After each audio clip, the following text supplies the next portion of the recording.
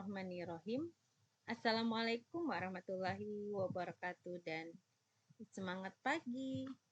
Pada kali ini saya akan mencoba melanjutkan kembali untuk mengerjakan mengentry jurnal untuk PT Karisma Digital.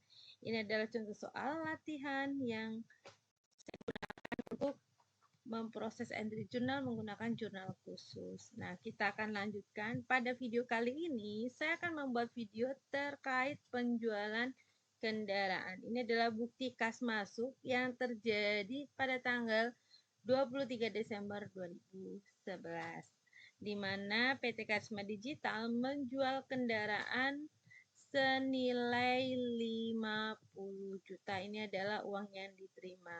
Nah, dari transaksi ini kan ada bukti kas masuk ya, akan kita catat di cash receipt journal. Pertama, tanggalnya dibuat dulu, tanggal 23, nomor buktinya adalah 11, ya tinggal begini aja, kita salin nomornya, tinggal salin dari soal. Lalu ini kita buat penjualan kendaraan. Yang pasti cashnya diterima ada 50 juta. Kita salin dulu 50 jutanya. Oke, seperti ini dulu. Oke, kalau udah kita lihat di neraca saldo yang terkait dengan kendaraan. Nah, ini dia. Kendaraan itu adalah vehicle. Yang vehicle. Oke. Vehicle-nya adalah 175 juta. Di sini ada akumulasinya adalah 108 juta. Begini pertama kita buat dulu. Vehicle ini kan posisinya di debit. Kalau kita jual kan pasti berkurang ya, just di kredit. Berarti vehicle-nya kita kurangin dulu. Kita taruh vehicle di sini. Nama akunnya adalah vehicle ya, kendaraan.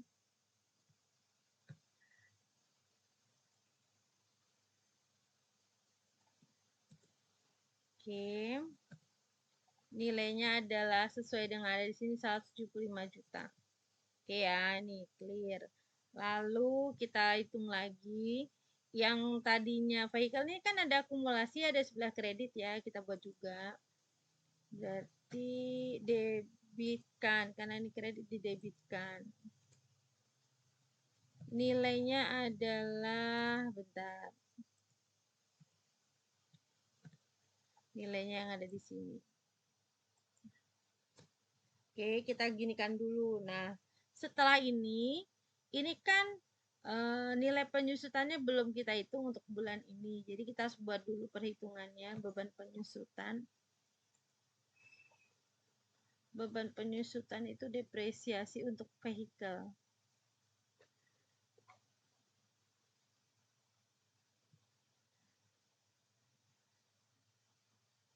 Ini dia depresiasi expense untuk vehicle-nya, kita buat dulu akunnya. Baru kita hitung.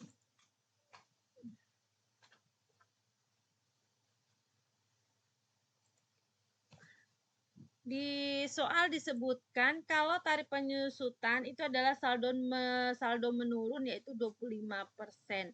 Nah, ini yang kita harus hitung adalah untuk tahun 2011 ya, berarti sama dengan, kita buka kurung, total vehicle dikurangin dengan akumulasi ya, dikali dengan 25%. Nah, ini dia. Nah, kreditnya apa? Yaitu akun akumulasi.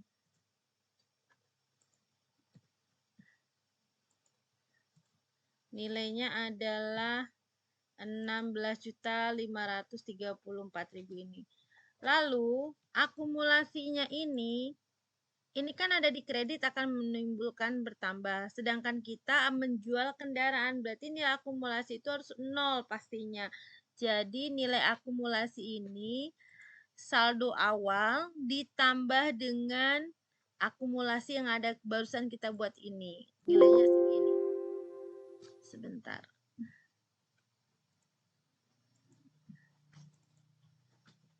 Ini aja yang kita ubah.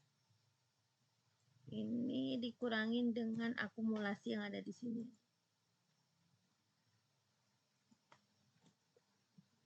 Oke. Jadi, akumulasi ini adalah nilai akumulasi sebelumnya ditambah dengan akumulasi ini. Tapi kalau kita nggak masukkan angka yang akumulasi yang terbaru ini, maka nanti di neraca saldo akhir akan muncul akumulasi, sedangkan vehicle itu sudah terjual. Jadi vehicle itu terjual, nilai akumulasi dan nilai vehicle-nya juga harus 0. Oke, kalau udah sekarang kita hitung di debit itu ada berapa totalnya? Nilai cash in bank, akumulasi, dan depresiasinya. Ini untuk debit. Kreditnya juga kita hitung. Kenapa dihitung? Karena untuk melihat selisihnya. Selisihnya ada di debit atau di kredit. Nah, kalau kita sudah menghitung, ternyata selisihnya itu kekurangannya ada di kredit. Nah, kalau ada di kredit berarti itu adalah labanya. Berarti ini adalah selisih gain on disposal of fixed asset ya, penjualan fixed asset ya.